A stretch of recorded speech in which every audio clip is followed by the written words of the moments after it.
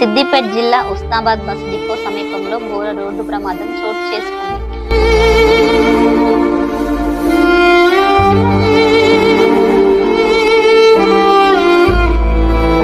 ప్రధాన రహదారిపై అదుపు తప్పి ఒకదాని వెంట ఒకటి రెండు ఆటోలు, ఒక ద్విచక్ర వాహనం ఢీకొన్నాయి.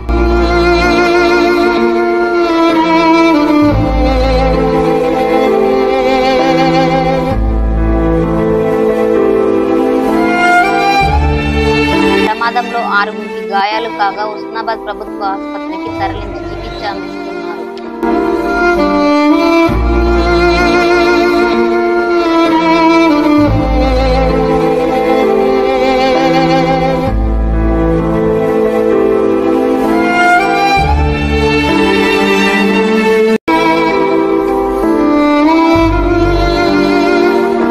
ఇందులో విజయ్ అనే వ్యక్తి పరిస్థితి విషమంగా ఉంది.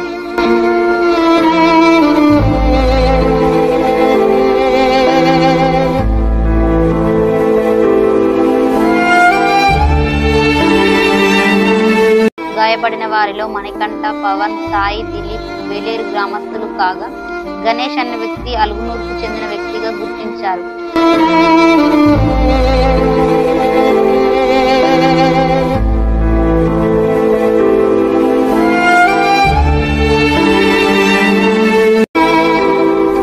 ఘటనకు సంబంధించి పూర్తి వివరాలు తెలియాల్సి ఉంది.